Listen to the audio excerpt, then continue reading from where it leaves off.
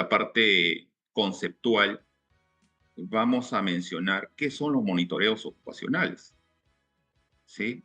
Entonces, aquí en unas breves líneas podemos decir que es la práctica, ¿no? Y las evaluaciones regulares enfocadas para identificar, evaluar y mitigar los riesgos de salud eh, en el lugar de trabajo específicamente, ¿sí? Ahora, esto tiene un objetivo, ¿sí? ¿Por qué nosotros desarrollamos los monitoreos ocupacionales? El objetivo primordial es mantener, ¿no?, a los trabajadores en condiciones seguras y saludables. También tenemos como objetivo prevenir enfermedades ocupacionales y accidentes. Y yo podría complementar diciendo de que también nos ayuda a reducir pérdidas, ya sean estas materiales o sociales, ¿no? Porque cuando hay un accidente de trabajo, hay una enfermedad ocupacional, impacta directamente en la productividad de esta empresa y también en, en aspectos sociales, ¿no? Personas que pueden perder hasta la vida o quedan con alguna discapacidad. Ahora, las normas que exigen ya lo había anticipado, específicamente la ley 29783, en sus artículos del 64 al 66, nos especifica, ¿no?, donde tenemos que tener en cuenta pues, la protección de los trabajadores en situaciones de discapacidad. ¿Qué quiere decir esto? Que aquellas personas que tienen alguna dificultad, ¿no?, motora, nosotros tenemos que, con más énfasis, poder desarrollar estos monitoreos para identificar cuáles son los peligros a los que se expone. ¿Ok? En el artículo 65 nos habla sobre la evaluación de los factores de riesgo para la protección, ¿sí? ¿De quién? De nuestros trabajadores. En el 66 habla sobre el enfoque de género y protección de los trabajadores, trabajadoras específicamente. ¿Qué quiere decir enfoque de género? Básicamente la igualdad de oportunidades, ¿no?, entre hombres y mujeres, ya sea en el aspecto laboral o en aspecto salarial, ¿cierto? Ahora, sobre el artículo 67 nos habla de la protección de los adolescentes, ¿no?, las medidas de control propuestas y la aplicación de conformidad con el artículo 27 de la ley 29783. ¿Ok? Entonces, nosotros aquí vamos a abordar también otro aspecto importante, que es cuáles son los tipos de monitoreos que vamos a aplicar a nuestra organización. Tenemos dos apartados. Uno, por el tipo de medición y por el objetivo de la medición. Cuando hablamos por el tipo de la medición, hay mediciones directas e indirectas.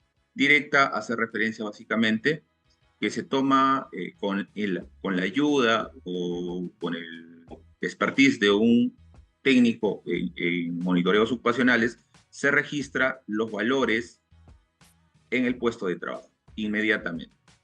Indirectamente, básicamente, lo que hace referencia aquí es se toma la muestra, ¿no?, para llevarla hasta un laboratorio, analizarla y obtener los resultados que se ha encontrado en esta muestra, ¿sí? Entonces, ese es por un lado. Por el objetivo de medición vamos a tener tres apartados que tienen que ver netamente con el sitio de muestreo, ¿sí? Este puede ser en el ambiente o específicamente al trabajador, ¿sí? El tipo de evaluación. Va a haber evaluación ambiental y una evaluación biológica, ¿no? Eh, También hay por el tipo de parámetro. ¿Qué quiere decir esto? Que vamos a medir específicamente los TLBs. ¿Y qué son básicamente? ¿Qué son estos? Son parámetros donde se puede corroborar que el trabajador no está expuesto a sobredosis de agentes químicos, ¿no? Y los BASE básicamente es lo mismo, pero aplicado a la parte a la parte biológica, ¿no? ¿Qué tanta concentración de una sustancia tóxica en un agente biológico existe y que esto pueda ser nocivo para los trabajadores? ¿Sí? Ahora,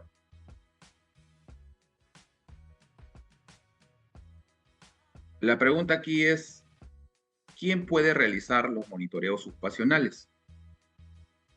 ¿Cierto?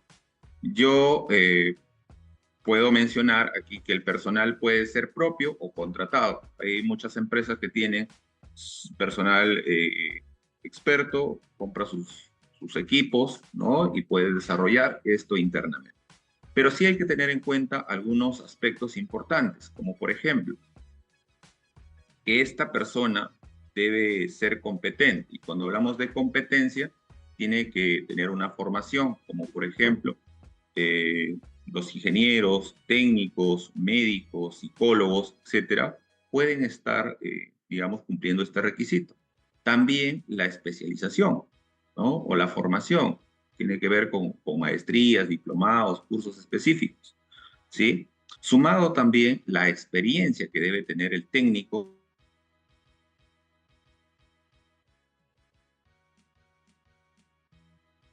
Ingeniero, disculpe, se le apagó el micro.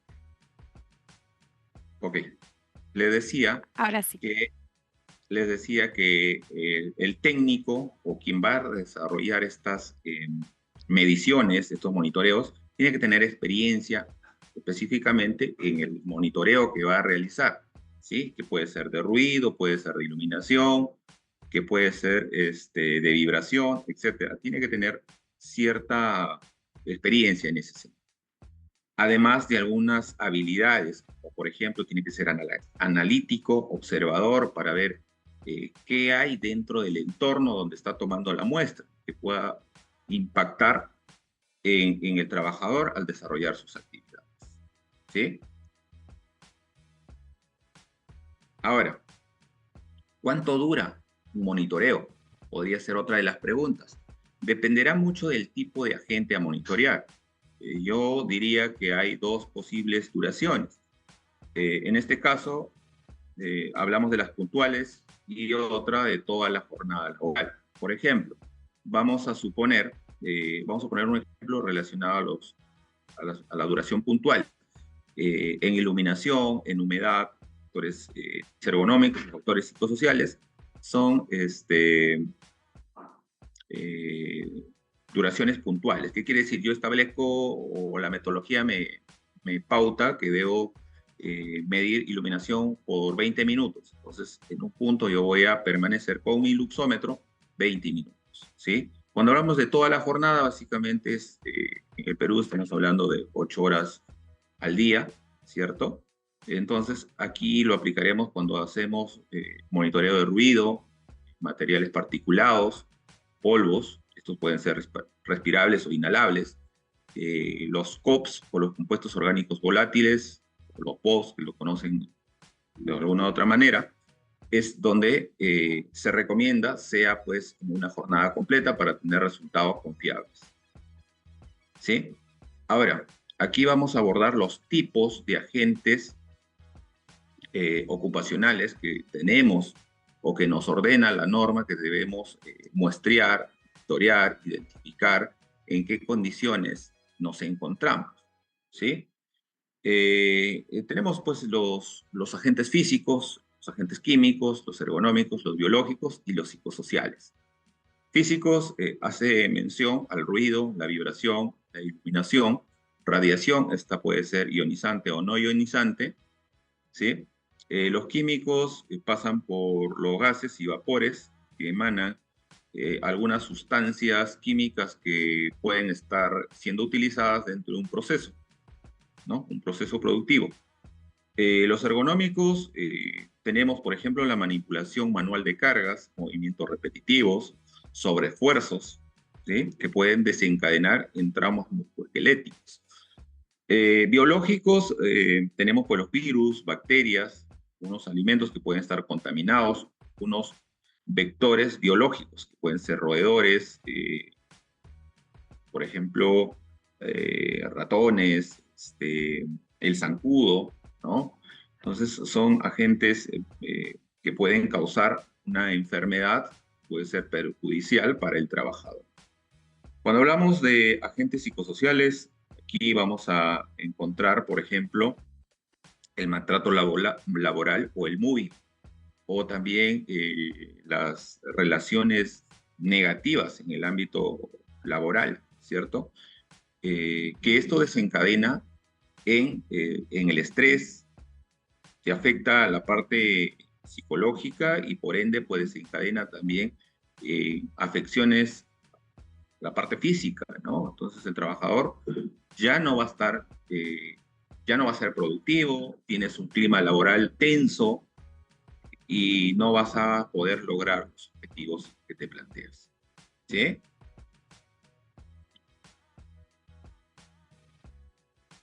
Ahora, tenemos aquí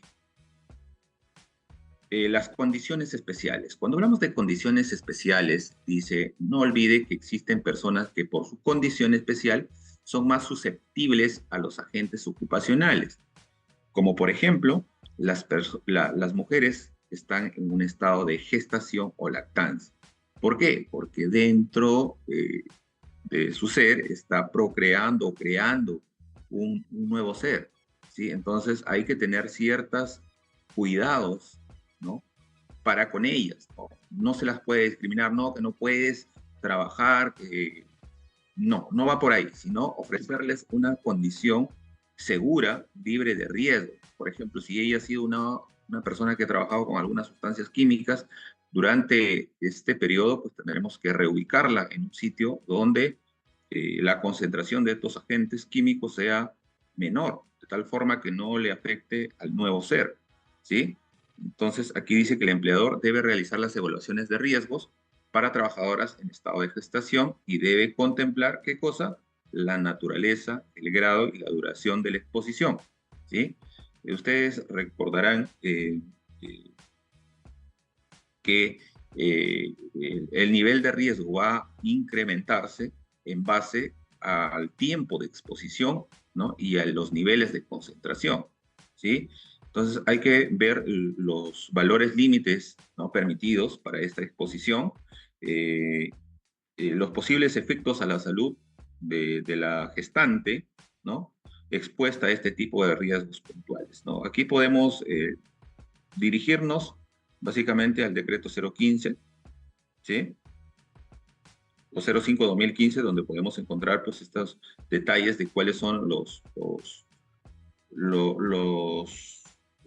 agentes químicos que son más nocivos para las personas y en específico para la madre gestante.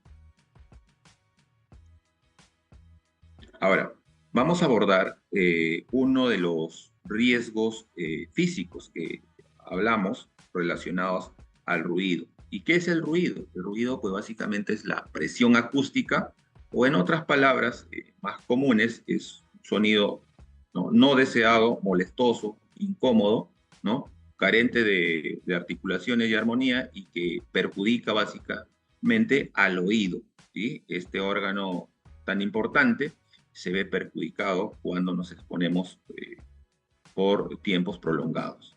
Recuerde que la sobreexposición al ruido en el ambiente de trabajo puede ocasionar daños permanentes como la disminución de la capacidad auditiva. Esa enfermedad se conoce como hipoacusia, ¿sí?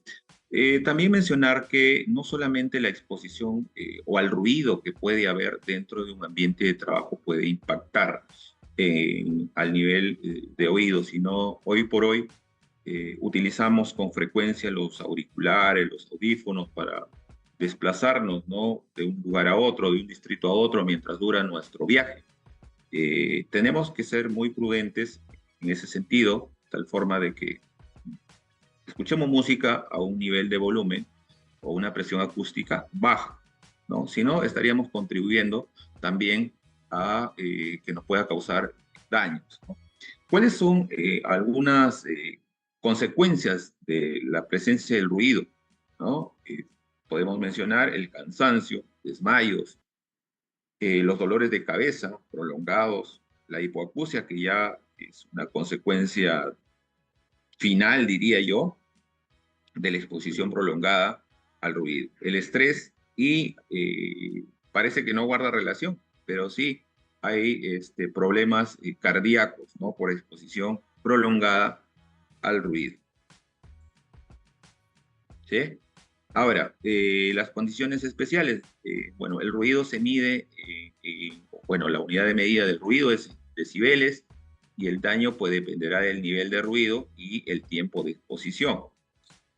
Para hacer, digamos, o para tomar la muestra, el ruido, nos vamos a valer de estos instrumentos llamados el dosímetro o el sonómetro, ¿cierto? El sonómetro lo utilizamos básicamente para ruidos digamos, directos, específicos, y el dosímetro ya para una jornada donde hay fluctuaciones de niveles de ruido, por ejemplo.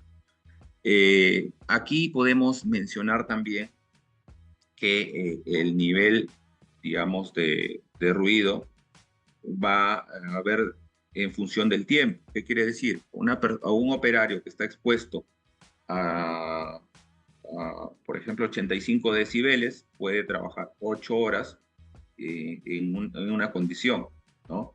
Pero eso no quiere decir de que no exista el riesgo y que no le va a pasar nada. Recuerden que cada persona tiene una capacidad de respuesta diferente para cada peligro que podamos identificar, ¿no? Entonces, en función del tiempo, diría que, por ejemplo, para una presión acústica de 94 decibeles, un trabajador puede exponerse 1 hora. 91, 2 horas.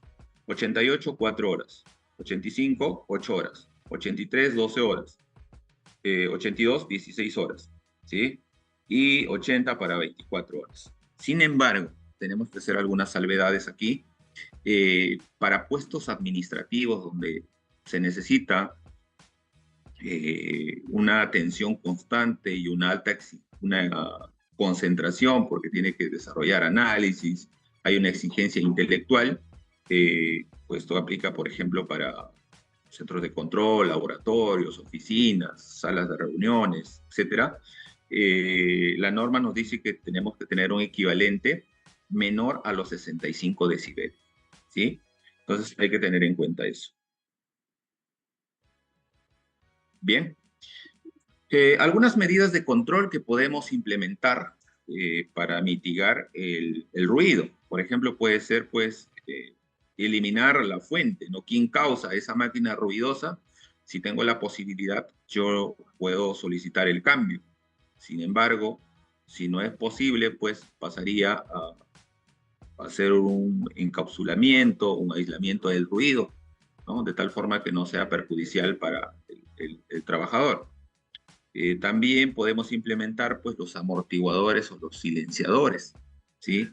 Y si con eso sigue habiendo presencia de ruido y esto es nocivo, podemos utilizar pues ya los equipos de protección personal, como son los tapones auditivos o las orejeras tipo aviador, ¿no?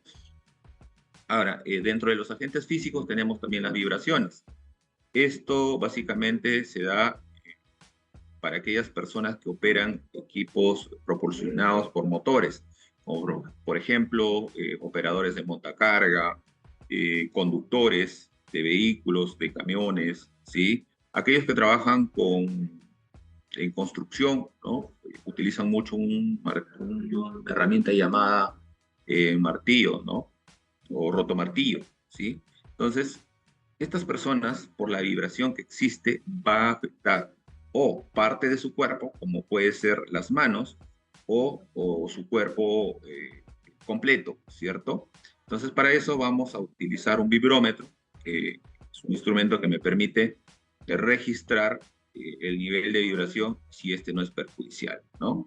A modo de recordatorio nos dice aquí que además para definir la exposición a la vibración a la que está sometida una persona se debe tener en cuenta el tiempo de exposición, ¿sí?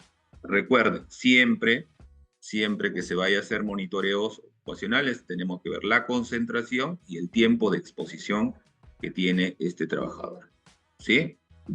Ahora, aquí podemos mencionar algo de los resultados, de los parámetros que se tiene en consideración. Para una persona que trabaja entre 4 y 8 horas, Lo permitido, digamos, y que no sería un nivel de riesgo perjudicial, sería pues 4 metros una aceleración de 4 metros por segundo, ¿no? Eso es lo que se establece. Ahora, ¿cuáles son, digamos, las consecuencias de exponerse a este riesgo, ¿no? Físico, que es la vibración? En primer lugar, la artrosis, el malestar, mareos, náuseas, etcétera. Hay también perturbación, ¿no? En la actividad, hay tendinitis, ¿no? Y algo muy conocido, seguramente por ustedes, son el síndrome del dedo blanco, ¿no? O el que normalmente se diagnostica. Ahora, algunas medidas de control que podemos implementar aquí es eh,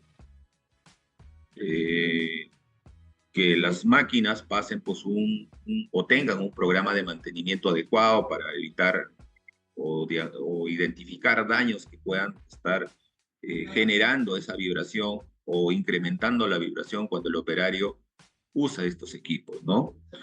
También las instalaciones, los materiales como amortiguadores, etcétera, o absorbedores de impacto estén en correcto estado, ¿no? Y adicional, pues, los equipos de protección personal que pueden tenerse, ¿no?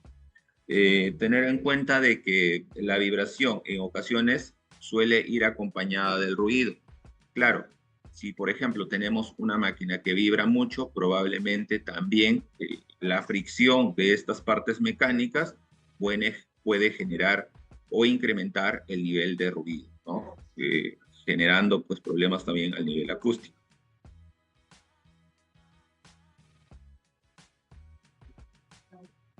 Ahora, vamos a revisar rápidamente lo que concierne a iluminación. Bueno, en todos los lugares de trabajo debe haber una iluminación pues homogénea y bien distribuida, de tal forma que el trabajador pueda distinguir los caracteres o los objetos con los que está trabajando, ¿cierto? Este tipo de iluminación puede ser de tipo natural o artificial, ¿sí? Para garantizar pues, que no hayan problemas o errores en proceso o afecciones a la salud del trabajador. ¿Sí? Ahora, ¿con qué nosotros podemos ayudarnos a identificar si estoy dentro o fuera de los parámetros establecidos? Este equipito llamado luxómetro es quien me va a ayudar a identificar, ¿no? El grado lux, que es la unidad de medida en temas de iluminación, ¿no? O en fotometría, que nos permite pues ayudar a ver si es que estoy dentro o fuera de los parámetros. ¿Sí? Ahora, la iluminación inadecuada, ¿qué me puede generar o qué le genera al trabajador? Primero, fatiga ocular. Segundo, dolor de cabeza. También posturas inadecuadas. ¿Por qué posturas inadecuadas? Cuando uno no tiene una buena visualización, tiende a inclinarse, a buscar un ángulo de tal forma que te permita visualizar lo que requieres captar en ese momento, ¿sí? Te genera estrés, ¿no? Te genera ceguera temporal, ¿no? Y por último, pues hay accidentes de trabajo, ¿cierto? No visualizando algún peligro que puede estar dentro del entorno de trabajo, eso me va a generar algún accidente o incidente peligroso. ¿Sí? Ahora, aquí podemos ver algunas medidas de control y qué es lo que está permitido según cada espacio o área que puedo tener dentro de una organización, ¿sí? Los famosos niveles mínimos de iluminación. En ese sentido, me dice para exteriores, para áreas generales, patios, estacionamientos, lo mínimo que puedo tener son 20 lux o grados lux, ¿sí? Para áreas generales interiores como almacenes, patios, con poco movimiento, pasillos, escaleras, estacionamientos, ¿no? 50 grados lux. Para almacenes, rudo, recepción y despacho de casetas de vigilancia, cuartos de compresoras y calderos, 20 o en este caso 200 grados lux. Para oficinas, ¿no? para oficinas, para aulas académicas, ¿no? Para áreas de empaque y embalaje son 300 grados lux como mínimo, ¿sí? Para talleres de precisión como salas de cómputo, áreas de dibujo técnico, laboratorios, 500 grados lux.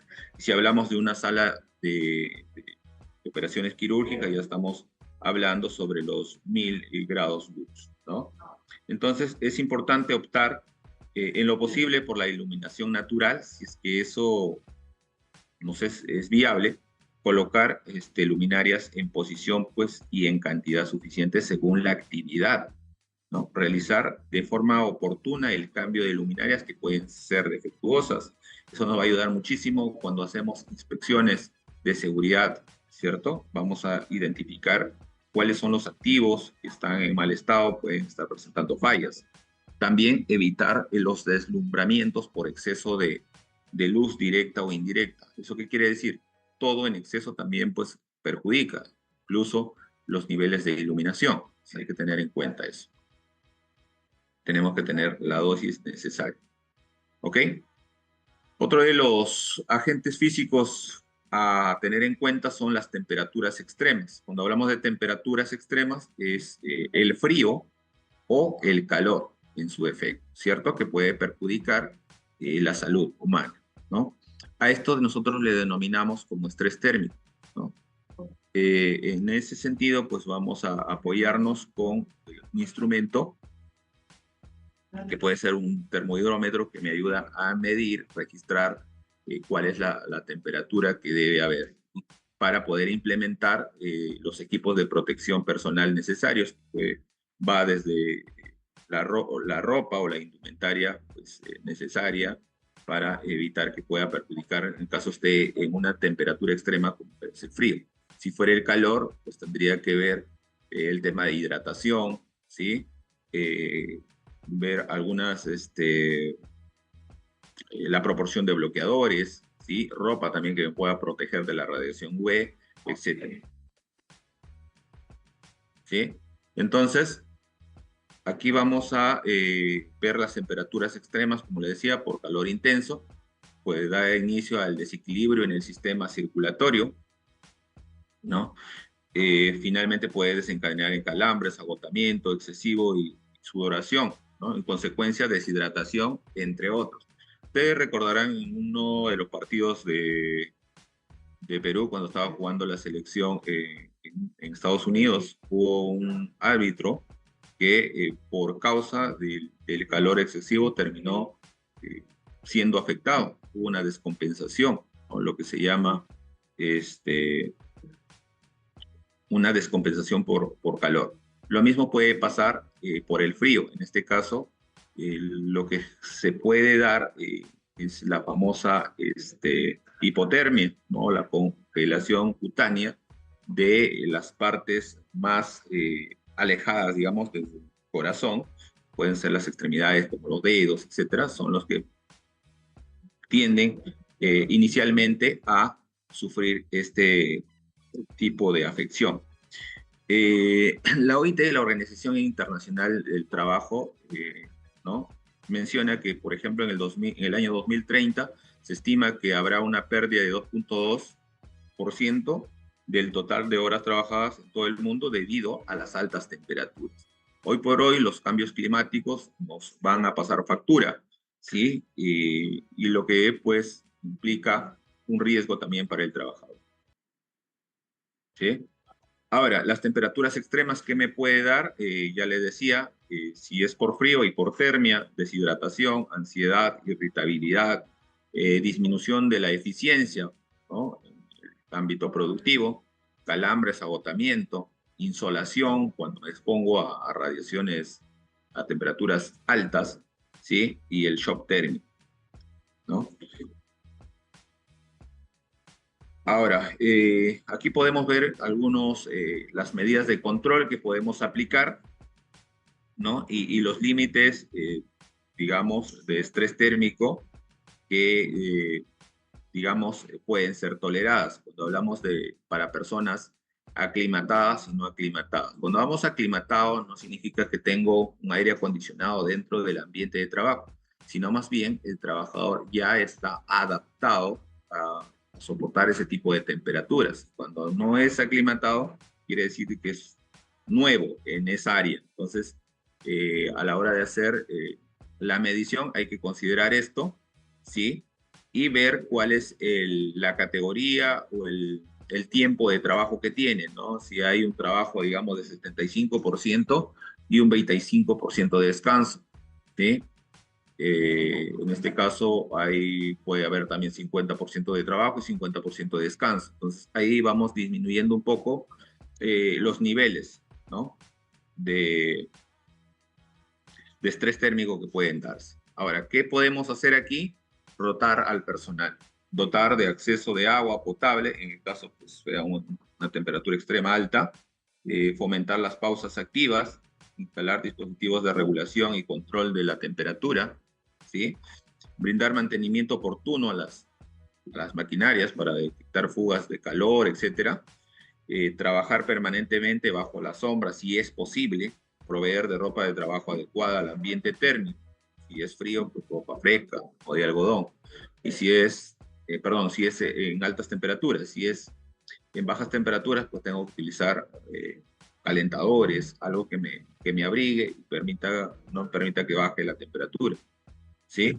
Las radiaciones, acá tenemos las radiaciones no ionizantes y las radiaciones ionizantes. ¿Cuál es la diferencia? Bueno, forma de transmisión. Cuando hablamos de no ionizantes, estamos específicamente a la radiación UV, ¿cierto? Ultravioleta, que proviene del sol, ¿no? En ese sentido, pues, hay que tener en cuenta que hay que protegernos, ver qué nivel de radiación nos encontramos, ¿no? Superiores a los 8 grados arriba de radiación o niveles de radiación ya es perjudicial para el trabajador o para la persona en general. Hoy por hoy también hay que cuidarnos. Muchos decimos, oye, sale el sol, me voy a la playa. Te estás exponiendo a radiación directa, a la radiación UV, y eso puede impactar en tu salud. ¿Cuál es lo más catastrófico de eso? Que te dé un cáncer de piel, ¿cierto? Y la radiación ionizante, pues son las ondas electromagnéticas, ¿no? Que provienen, pues, de interacciones y o procesos que llevan a cabo el núcleo atómico. Esto lo encontramos básicamente, vamos a poner un ejemplo, cuando vamos al aeropuerto, vemos un escáner para procesar la mercadería y ver si no hay ilícitos. Ahí, por ejemplo, encontramos esta radiación, la radiación de tipo X, ¿no? La radiación de tipo gamma. También lo encontramos cuando vamos a hacer un procedimiento médico, vamos a sacar una tomografía, también hay exposición a esto, ¿cierto? Entonces, para ello nosotros, para medir este tipo de radiación, vamos a valernos del dosímetro, ¿sí? También vamos a valernos de un contador Heiser, es un equipo para detectar y medir la radiación beta, alfa o gamma, en este caso para rayos X, ¿sí? Que es lo más común dentro de la industria, ya sea de estos servicios o seguridad, ¿sí? ¿Cuál es las consecuencias de la radiación? El reconocimiento de la piel, lesiones oculares, la catarata, señores. Hoy por hoy, en las zonas rurales, en provincia, la persona se expone mucho o los niveles de radiación son muy altos y las personas están sufriendo eh, mucho de catarata, ¿no? Esta afección ocular. También la insolación y lo más catastrófico es el cáncer a la piel, ¿sí? Algunas medidas de control, básicamente para las radiaciones ionizantes, ¿sí? Que les decía, esto es que se da en operarios de rayos X, ya sea de nivel industrial o médico, ¿no? Entonces, aquí lo que se tiene que hacer es que el personal de salud, en este caso el laboratorio, además de su periodo de vacaciones, eso está por norma, goza de un descanso físico adicional cada 6 meses. ¿Y en cuánto consta eso? De 10 días calendarios, ¿no? ¿Qué más? Garantizar los equipos y los recursos necesarios para qué? Para realizar de forma segura, en este caso con con son unos chalecos especiales protegidos, recubiertos de plomo, que hace que de alguna manera se reduzca el nivel de impacto de esta radiación. Y también, como una medida preventiva, es pues capacitar al personal en materia de protección y seguridad radiológica, ¿no? Hoy por hoy también se exige, o exige la norma que este tipo de operadores pasen una capacitación técnica por el IPEN, ¿cierto? El Instituto Nacional de Energía Nuclear. Bien, ¿qué se recomienda para, como medidas de preventivas para el tema de radiación no ionizante? Lo que podemos ver es proporcionar ropa adecuada, proporcionar la hidratación, poner dispensadores de agua, podría ser carteles donde se informe cuáles son los niveles de radiación a los que son nocivos, ¿cierto? Indicar algunos horarios de trabajo posibles donde la radiación sea menor, ¿sí? Y sensibilizar a la persona, ¿no? Usar bloqueador, usar gorro, ¿sí? No exponernos porque quiero tomar un color un poco más bronceado, etcétera, porque finalmente está impactando contra tu propia salud, en este caso con el órgano más importante ser humano, que es la piel. ¿Sí? Dentro de los agentes físicos vamos a tener la ventilación. Entonces, también hay que tener en cuenta que los espacios de trabajo tienen que estar ventilados. Ustedes recordarán en esta emergencia sanitaria que nos afectó a todos a nivel mundial, se pedía que los ambientes estén ventilados, que se hagan monitoreos de CO2, etcétera. Entonces, ¿cuál es la finalidad? Pues es aplicar controles, ¿no? O aplicar, en este caso, corrientes de aire dentro de un ambiente y que suministre pues una cantidad adecuada como para mantener satisfactoriamente la pureza del aire, ¿no? Que no se vea contaminado y eso me perjudique como trabajador. El objetivo básicamente es un sistema de ventilación industrial, ¿no? Satisfactoriamente los contaminantes, en este caso para eliminar polvos, neblinas, humos, esos malos olores de los procesos que se está trabajando, corregir condiciones térmicas inadecuadas, sea para eliminar el riesgo contra la salud o también para desalojar los olores desagradables o la contaminación ambiental. La ventilación puede ser, en este caso, natural o artificial, pero hay lugares donde no es suficiente la ventilación natural y por ende pues, tenemos que recurrir a inyectores de aire o extractores. ¿Sí? También tenemos aquí agentes físicos, en este caso como la ventilación inadecuada, que me va a generar o que genera en la persona o el trabajador infecciones respiratorias. En este caso también puede desencadenar en reacciones alérgicas, puede verse tema de envenenamiento por la concentración de químicos o gases que pueden haber, la asfixia, ¿sí? Las medidas de control, ventilación natural, aspiración o inyección de aire, ventilación o recirculadores de aire, cortinas de aire, aire acondicionado, etcétera, de tal forma que me permita pues una ventilación adecuada y un ambiente de trabajo que debe estar enfocado en mantener un nivel de oxígeno suficiente, ¿no? Para las personas que están.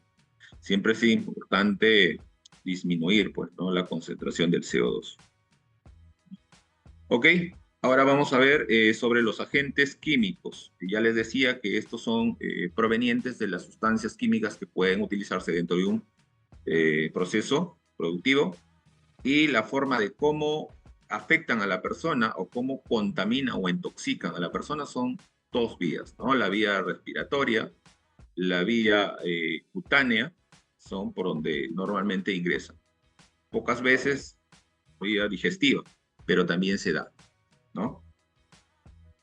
Ahora, en este caso, pues el nivel o grado de daño a la salud que genera la exposición a una sustancia química, pues será determinada por algunas variables como las que podemos mostrar aquí. Una es la concentración, la vía de ingreso, el tiempo de exposición, la sensibilidad del individuo, hay personas que son menos resistentes que otras, la naturaleza del contaminante, o sea, que se encuentra, en qué nivel de concentración se encuentra, y finalmente eso determinará el daño, el nivel de daño, ¿no? O la consecuencia. Bueno, ¿cuáles son estos agentes químicos? En este caso de índole gaseoso, tenemos pues, en este caso vapores, como por ejemplo el benzol, el mercurio, el alcohol metílico, derivados de petróleo, ¿sí? Entre otros.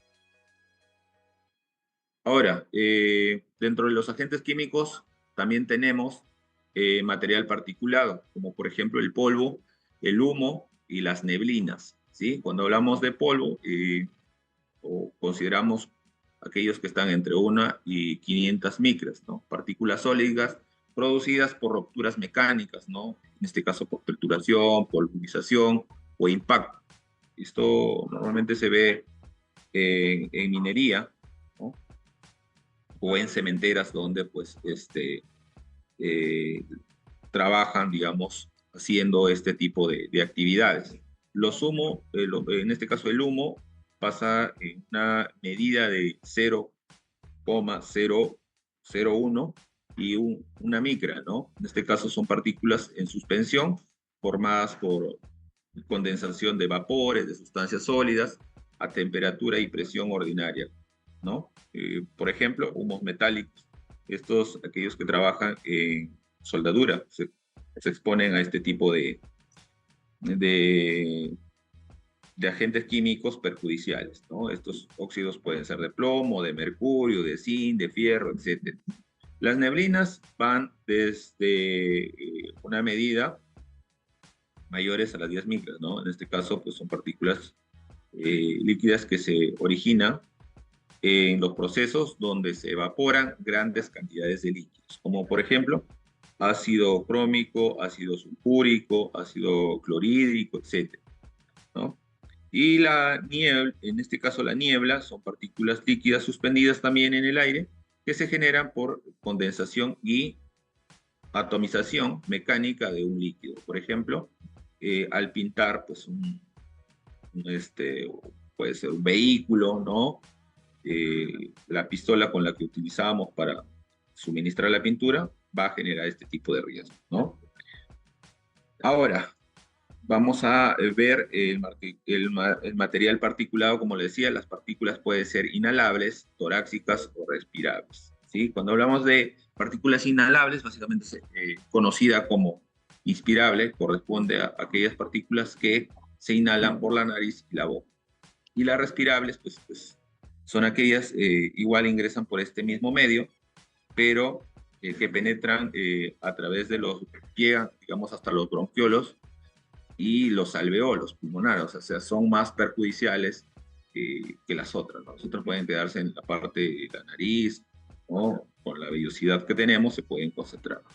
En este caso, sí hay que tener mucho cuidado con la fracción, en este caso de respirables, porque es lo más contaminante que puede haber, ¿no? Recuerda, los valores límites permisibles para agentes químicos están contempladas en el Decreto Supremo 015 del 2005, ¿no?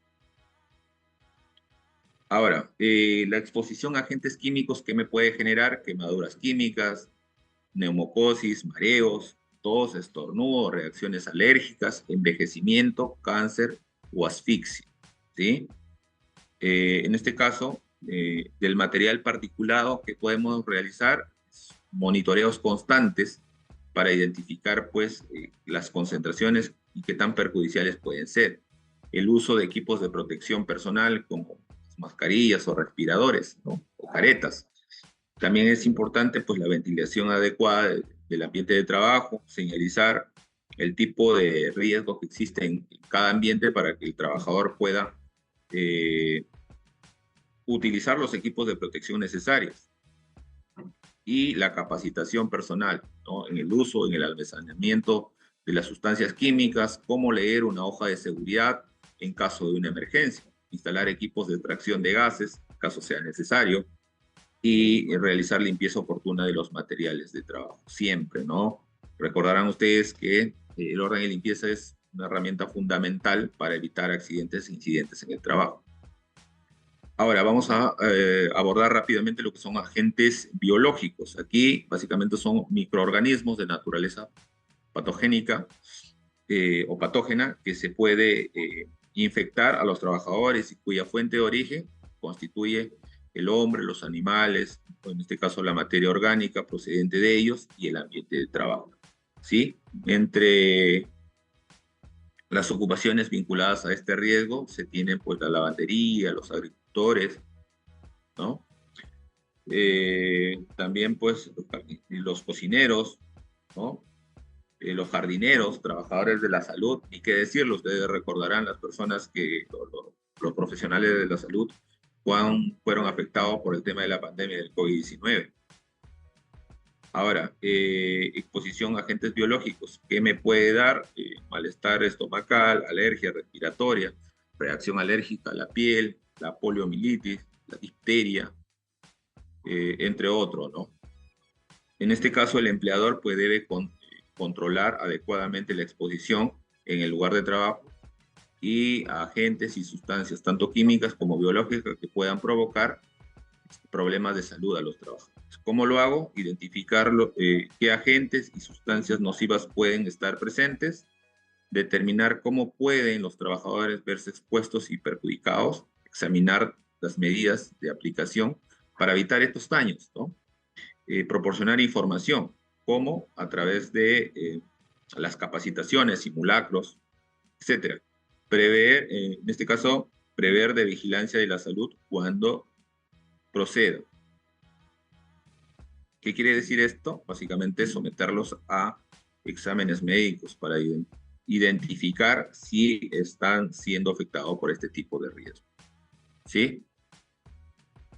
Ahora, agentes ergonómicos es otro de los aspectos a monitorear dentro de un espacio de trabajo. ¿Qué son estos? Bueno, son evaluaciones periódicas en el entorno de trabajo para identificar, mitigar, ¿no?, lo relacionado con la ergonomía, con el fin de prevenir lesiones y mejorar por la comodidad, la productividad de los empleados. Básicamente aquí entra a tallar esta ciencia, la ingeniería humana que nosotros llamamos, que es la ergonomía. Se centra básicamente en adaptar el entorno laboral y las tareas a las capacidades y limitaciones, ¿no?, de las personas para evitar qué cosa, el desarrollo de trastornos musculoesqueléticos y otras afecciones a las personas. ¿Sí? ¿Cuáles son estos factores de riesgo disergonómicos a tener en cuenta y para que ustedes los contemplen dentro de su plan de monitoreos ocupacionales? Manipulación manual de cargas, posturas forzadas, movimientos repetitivos, fuerza excesiva, eh, pausas inadecuadas. ¿Qué quiere decir? Por ejemplo, el trabajador no es una máquina que constantemente va a estar realizando un movimiento, una actividad sin dar ciertos parámetros para que pueda descansar, recuperarse y seguir trabajando, ¿sí? Diseño inadecuado de los mobiliarios. Puede ser de que yo soy una persona que mide 1,85 m y me da un mueble de una altura de 45 centímetros. Entonces, no voy a poder trabajar. Es un mal diseño, ¿no?, dentro de la implementación de un puesto de trabajo. Sí, hay que tener en cuenta eso. ¿Sí?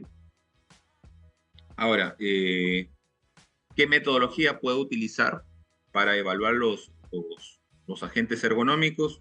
Puede ser RULA, puede ser REVA, puede ser OWASP. Cada una de ellas es aplicable en base a la actividad que puede o que desarrolla el trabajador. En este caso, RULA, pacíficamente es un método de observación rápida, ¿no?, y se enfoca en partes del cuerpo, en este caso para el cuello, tronco y extremidades superiores. Lo utilizan mucho para analizar tareas de oficina, manufactura, que desempeña un trabajador. REVA es una metodología más completa, se usa para evaluar el riesgo de lesiones en todo el cuerpo, ¿no?, centrándose en las posturas y en la carga física en general. En este caso, OWASP me permite evaluar sobremente la carga postural de los trabajadores en actividad que involucre posturas de fuerza, ¿no? En el caso del método NIOS, es un método que de riesgo asociado a la manipulación manual de cargas específicamente, ¿no? Considerando variables como la frecuencia del levantamiento, el peso y la postura del trabajador. OCRA es otra de la metodología y básicamente mira los movimientos repetitivos, especialmente en extremidades superiores, ¿no? Y ROSA es otra metodología que específicamente es para entornos de oficina y permite valorar pues, las configuraciones de la ergonomía de estaciones de trabajo, ¿no? Considerando factores como la postura del cuerpo, la ubicación de la pantalla, la silla, en este caso la disposición del escritorio y otros periféricos como el teléfono, el mouse, entre otras cosas. ¿Sí? Vamos a mirar rápidamente lo que son agentes psicosociales. Y aquí vamos a entrar un poco a mirar, pues, las evaluaciones que se realizan o que me permiten identificar, medir y gestionar los factores de riesgo psicosociales en el entorno laboral. Estos factores pueden afectar el bienestar mental, emocional y físico de los trabajadores y tienen un impacto pues, directo en la productividad y en el clima laboral u organizacional. En este caso, pues, ¿cuáles son estos factores de riesgo que ustedes tienen que considerar dentro de su plan de monitoreos? La carga de trabajo excesiva, la falta de control y autonomía. ¿Qué quiere decir? El trabajador no puede tomar decisiones libres sobre el trabajo que desempeña, ¿cierto? Las exigencias emocionales, ¿sí? Pueden haber actividades donde el trabajador pues, no está preparado para enfrentarlas, finalmente pues eso le afecta emocionalmente. Las relaciones interpersonales negativas, cuando hay conflictos dentro de un equipo de trabajo, eso se ve reflejado en el clima laboral. Se vuelve un ambiente tóxico, ¿no? Hostil para las, para los trabajadores. En este caso, el maltrato psicológico también que puede haber, el maltrato laboral, que lo conocemos como moving, ¿cierto? O el acoso sexual que también puede darse dentro de un espacio de trabajo. Son factores que impactan negativamente en el trabajador. A eso le denominamos agentes psicosociales. ¿Sí? ¿Qué metodología puedo utilizar para valorar estos agentes psicosociales? Puedo hacer el método ISTOS 21, encuesta en este caso de factores de riesgo psicosociales, que lo proporciona, en este caso la Organización Internacional del Trabajo, el método F-Cisco, ¿sí? También hay el método Ergopa, y en el caso de nuestro país tenemos una norma nacional que es el Censo Paz, ¿no? CONSOC, ¿sí? Que podrías considerarlo para que puedas solicitar a la hora de hacer un estudio o monitoreo de agentes psicosociales. Bien, cuando nosotros hacemos los monitoreos psicosociales tenemos que tener algún respaldo de haber, digamos, una evidencia de que nosotros hemos cumplido con el desarrollo de estos estudios, ¿no? Estos estudios ocupacionales. Entonces, hay algunos apartados que tenemos que tener en cuenta, ya que estos documentos o estos informes son auditables, ¿no? Cuando llega SUNAFIL o alguna institución fiscalizadora, me los va a solicitar. Y los expertos me van a revisar la estructura que contiene el informe de monitoreos ocupacionales. En primer lugar, esto debe contar con un registro de monitoreos ocupacionales. ¿Dónde lo encontramos? En la RM050 del 2013, ¿no? Donde está la formatería para nuestro sistema de gestión. Ahí encontramos eso. El alcance. ¿Qué alcance tiene mi estudio de monitoreos ocupacionales? La metodología aplicada para cada tipo de agente ocupacional. En este caso, pues si vamos a hablar de ergonomía, digo, a ver, va a ir en proporción a la actividad. Para mis puestos administrativos, yo voy a utilizar la metodología o aplícale la metodología ROSA. Para mi puesto operativo, donde manipulan carga, quizás aplico REVA, ¿no? Por ejemplo. Ahora, también hay que tener en cuenta que se consideren los resultados de los monitoreos, ¿sí? ¿Qué se encontró? ¿Cuáles son los niveles que se encontraron? Si están dentro o fuera de los niveles máximos permisibles, ¿sí? También hay que considerar el tamaño de la muestra, ¿sí?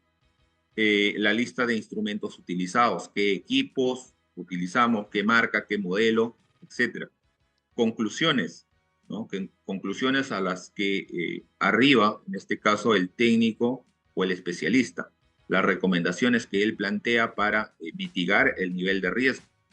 También tenemos que tener en cuenta que nos proporcionen la copia de los certificados de los equipos utilizados en el proceso de monitoreo, ¿sí? El incumplimiento, señores, de, este, de esta exigencia normativa, como son los monitoreos, conlleva básicamente a faltas, puede ser grave o muy grave, ¿no? En este caso, no llevar a cabo las evaluaciones de riesgos, una falta grave, ¿no? Y ahí no lo va especificando, ¿no?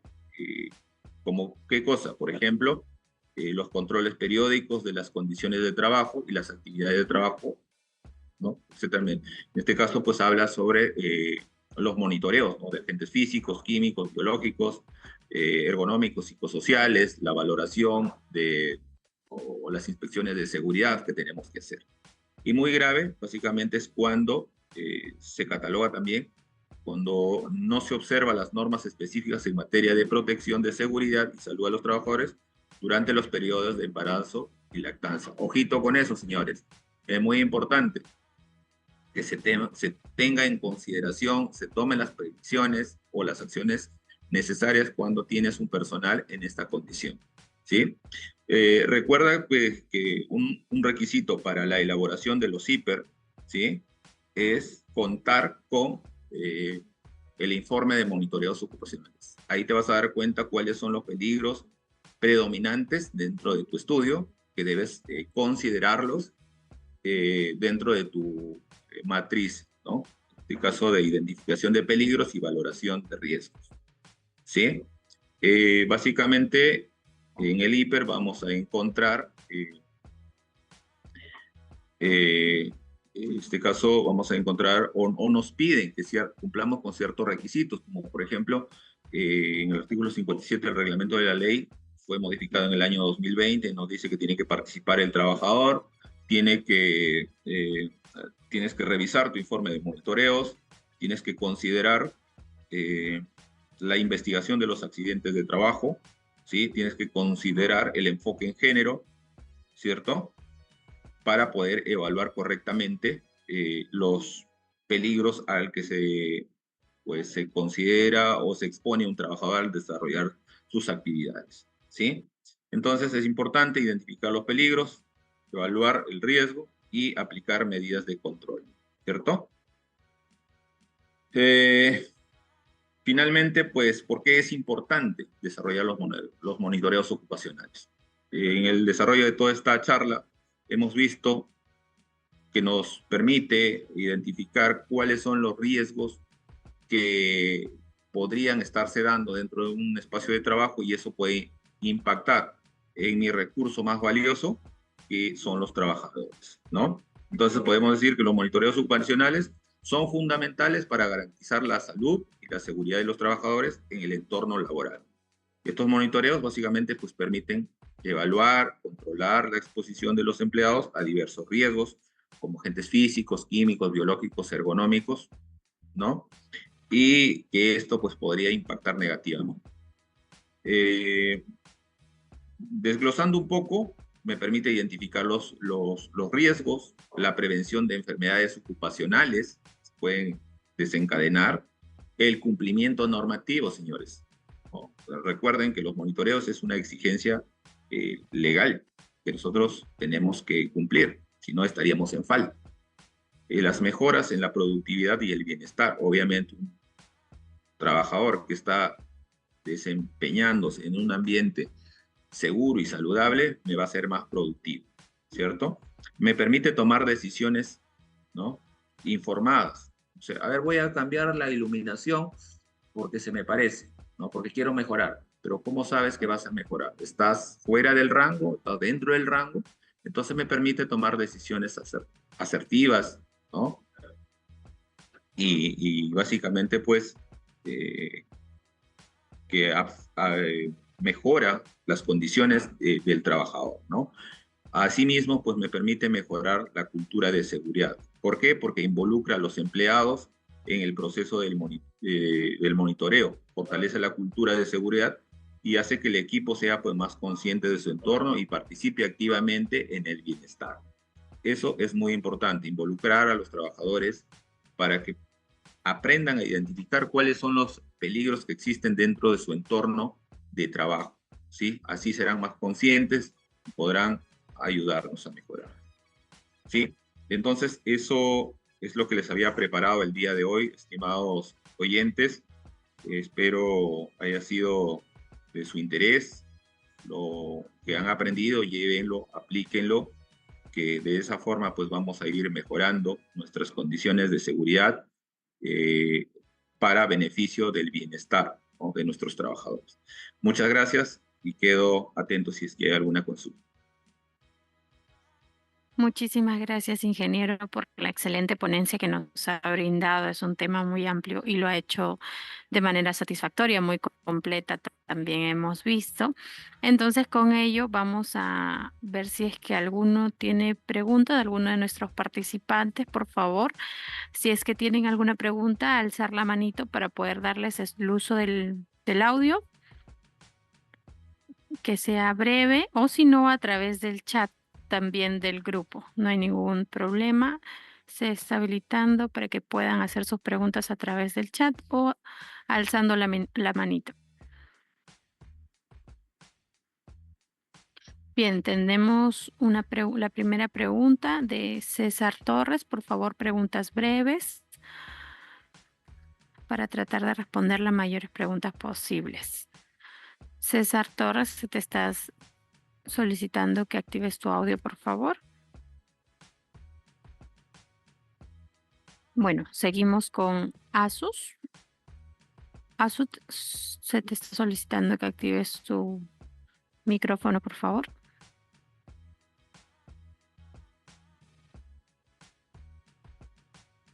Buenas tardes.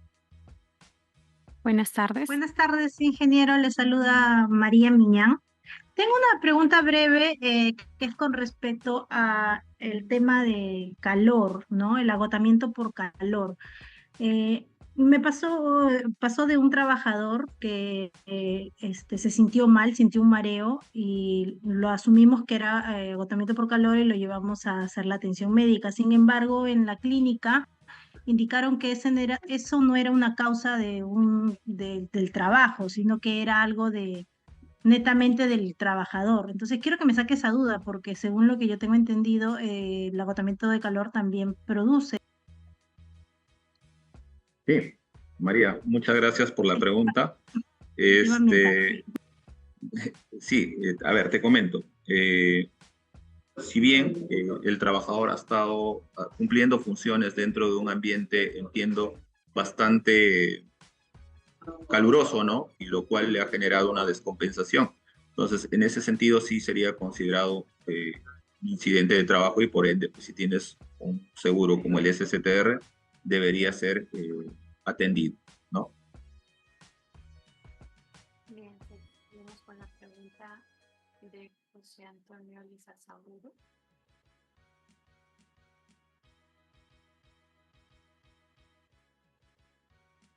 José Antonio, se te está solicitando que active La señorita Andrea Lache, creo, también está solicitando.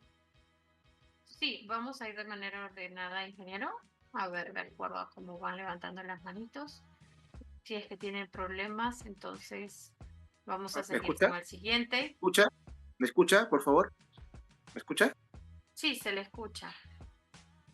Doctor, capacitar una consulta sobre sobre un accidente en el trabajo.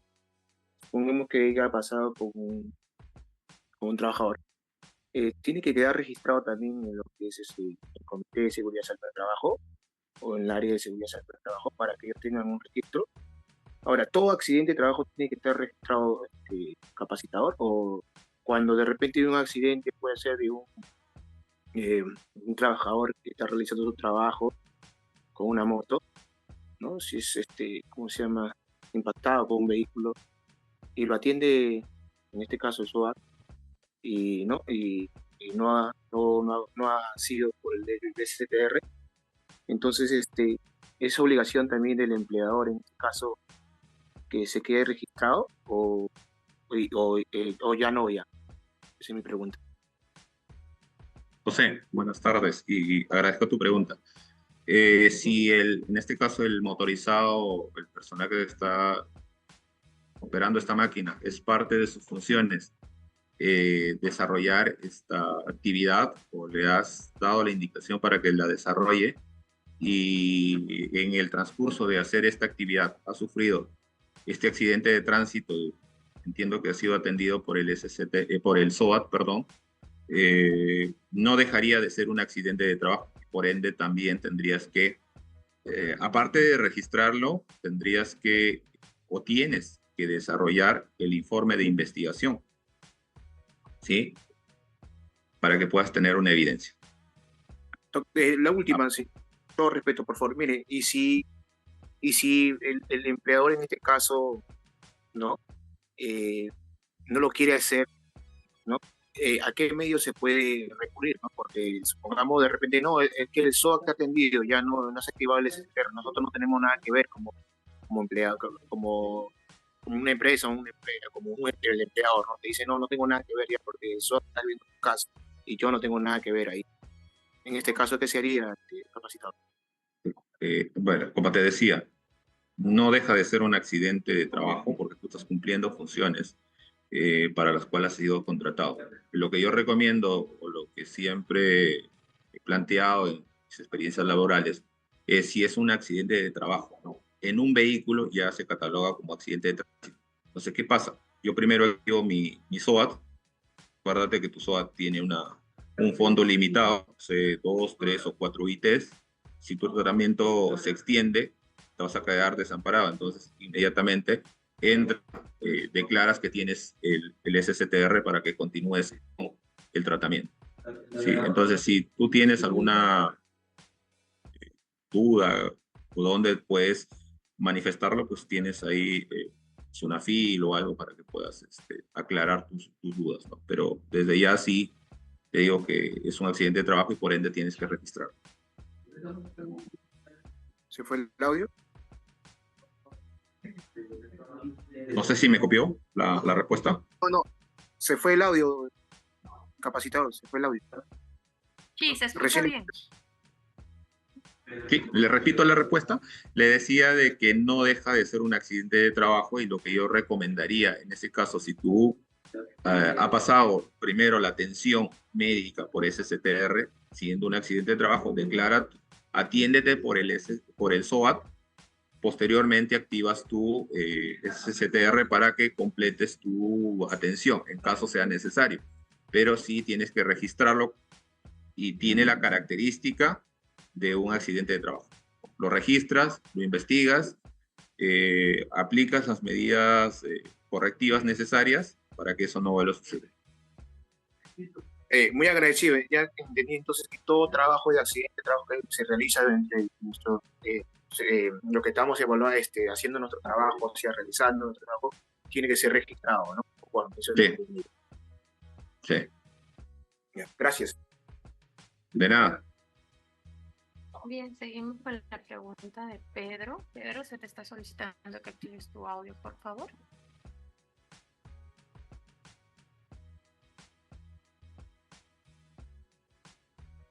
Seguimos con la pregunta de Andrea Lache.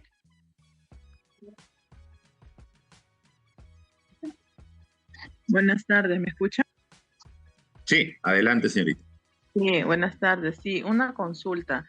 En el caso, en un hospital, cuando vienen empresas terceras a realizar trabajo, ya sea de remodelación, en un área asistencial como es sala de parto, ¿no? Y en este caso, las técnicas y el personal que está ahí se queja por el ruido que hacen. ¿Qué medidas de control se podrían adaptar en ese caso? A ver, medidas de control que podrías tener tú como trabajadora, podrías acogerte a la ley a la política de negativa al trabajo inseguro. ¿Qué quiere decir esto? Que si el ruido o la actividad que se está generando en ese entorno de trabajo te perjudica, te está generando un problema a tu salud, te ampara. Yo no puedo trabajar en esas condiciones hasta que se disminuya el riesgo o termine de hacer las actividades. Podrías ampararte en la ley, en este caso en la política, perdón, en la política de negativa al trabajo inseguro, que entiendo que tu empresa lo debe tener implementado o, o la institución, ¿no? En este caso si fuera un hospital o algo así. Ah, ya, ok. Muchas gracias. No, de nada, con gusto. Bien, seguimos con la pregunta de David. Antonio, David, te está solicitando que actives su audio, por favor. Muy buenas tardes a todos. ¿Me escucha claramente? Sí. Ya. Muy buenas tardes, ingeniero. Ante todo, agradezco su ponencia, que ha sido, a mi parecer, muy completa, explicativa y muy detallada. Gracias. Mi consulta va más orientada al tema que estamos tratando. Respecto a establecer qué tipo de parámetros yo tengo que evaluar en mi empresa, en mi área de trabajo, mi consulta es, se entiende que este tipo de parámetros son determinados por la matriz IPDC, pero en norma he buscado y he visto y no he visto una serie de parámetros mínimos que yo debo evaluar para poder implementar mi plan de monitoreo de manera eficaz, de manera adecuada. ¿Me podría usted sugerir, más que todo sugerir qué tipo de cosas debo tomar en cuenta yo para poder escoger mis parámetros ocupacionales de manera adecuada? A ver, no te escuché muy bien. A ver, vamos a ponernos con esto, a ver si te ayudo. A ver, si quiero un poco tratar de entenderte la pregunta que me decías. Los parámetros que debes considerar para implementar tu programa de monitoreos. Mi monitoreo, correcto, sí. Ya, en este caso tendríamos que tener en cuenta que dentro de para establecer tu programa de monitoreos, tendrías que aplicar pues una técnica que se llama los GES, ¿no? Establecer los GES. ¿Qué significa los GES? Los grupos de exposición similar. Esto te va a permitir primero obtener una muestra real, ¿no?, de lo que está pasando dentro de tu espacio de trabajo, ¿sí? Y además de ello, pues te permite ahorrar costos, ¿no?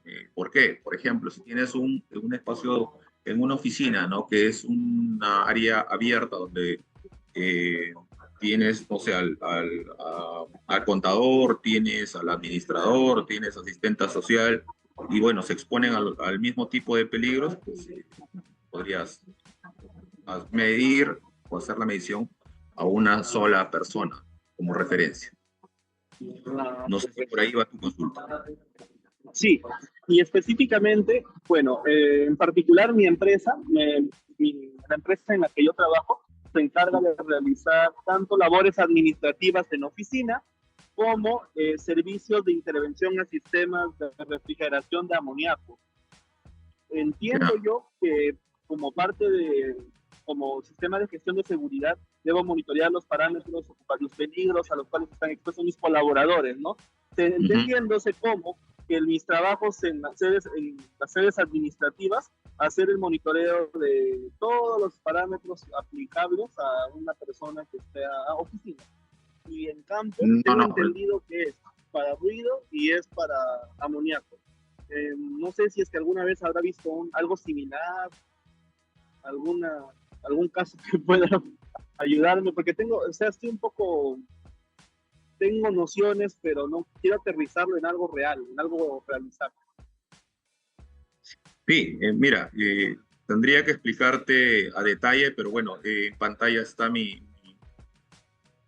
datos donde podemos contactar para poderte ayudar. Ya, agradecido. Ahí te ayudo a detalle. Es que muy puntual esa pregunta, pero agradezco de todo. Sí. Vamos al grano. Gracias. Bien, muchas gracias. Seguimos con Joe Pizan.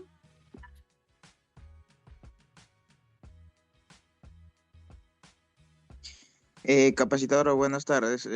Bueno, mi consulta básicamente es, digamos, mi empresa cuenta con un cronograma de monitoreos. La consulta es, digamos, si es que una persona en sí tiene el conocimiento para realizar los monitoreos o tiene que, digamos, contratar una empresa exterior para que se puedan realizar dichos monitoreos. Si tienes la competencia, en este caso en formación, en conocimientos, experiencia y los equipos, lo puedes hacer, no hay ningún problema. Muchísimas gracias, capacitador. No se preocupe. No sé, ¿hay alguna pregunta más? Si no, ya vamos finalizando. Sí, todavía a ver. Vamos a culminar con 2 preguntas más, ¿les parece, ingeniero? Y culminamos. Ya, ok. Bien, a ver, Pedro, se te está solicitando que actives tu micrófono, por favor.